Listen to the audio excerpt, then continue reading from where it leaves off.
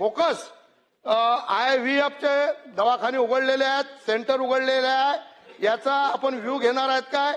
कारण याचा कुठेही आपल्या इकडे नोंद नाही आहे. आणि हरीश भाऊ पिंगळेने जो प्रश्न विचारला त्या प्रश्नामध्ये त्यांचं म्हणणं असं आहे की अशा पद्धतीची IVF सेंटर्स आणि एकूणच सगळ्या चाललेल्या ह्या कामकाजाबद्दल गतिमान पद्धतीनं स्ट्रॉंग मॉनिटरिंग करण्याबद्दल सरकार काय निर्णय घेणार?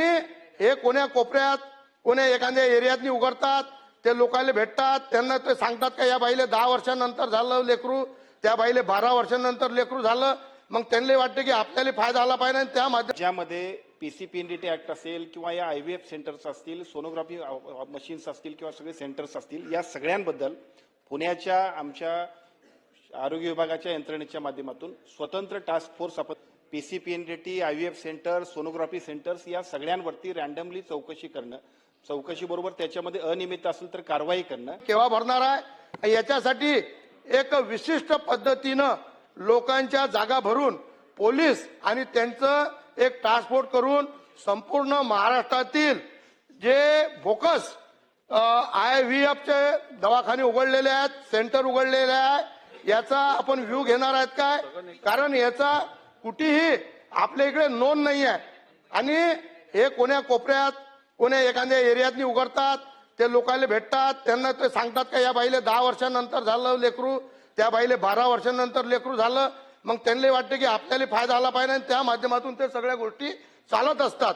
तर यासाठी विशेष बाब म्हणून एक ट्रान्सपोर्ट नेमून पोलीस काय आणि आरोग्य विभागाची टीम आपण तयार करून संपूर्ण महाराष्ट्रभर याचा आढावा घेणार आहेत काय?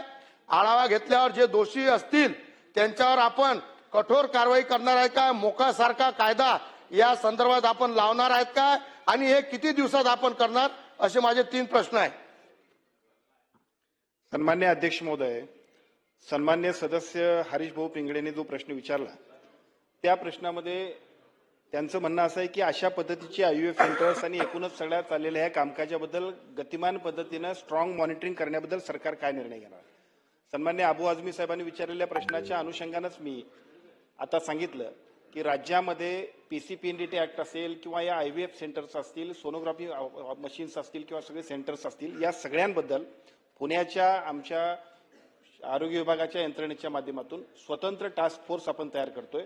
PCPNDT, IVF centre, sonography centres या सगळ्यांवरती रॅन्डमली चौकशी करणं, चौकशी बरोबर त्याच्यामध्ये अनियमित असेल तर कारवाई करणं, याबद्दल स्वतंत्र सेलच्या माध्यमातून राज्यात काम होईल की ज्याची गती आणि ज्याच्या माध्यमातून आपल्याला जे काय वेगवेगळ्या पद्धतीचे हे प्रश्न उपस्थित होतात ते सगळे प्रश्न आपण थांबवण्याचा प्रयत्न करू. एक दुसरी विनंती मी आपल्या निमित्तानं संपूर्ण महाराष्ट्रातल्या लोकांना सुद्धा करू इच्छितो.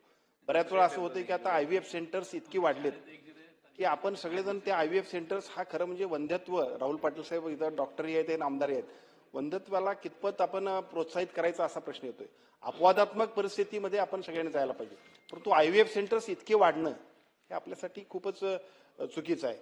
IVF सेंटर्स असतील किंवा अलीकडच्या काळामध्ये सिझरिंग सुद्धा जी वाढायला लागलेत, म्हणजे नॉर्मल डिलिव्हरी किंवा नॉर्मल सगळ्या ज्या एकूण हे आहेत त्या सगळ्या गोष्टींच्या पलीकडे होतात. त्यामुळे या सगळ्या गोष्टीला सुद्धा आवश्यकतेप्रमाणेच परवानगी देण्यासाठी आपण पुढे जाऊ. धन्यवाद. कोल्हापूर जिल्ह्यातील सर्वच अचूक घडामोडींसाठी डिजिटल कोल्हापूरच्या सर्वच प्लॅटफॉर्मला लाईक, फॉलो, सबस्क्राईब करा.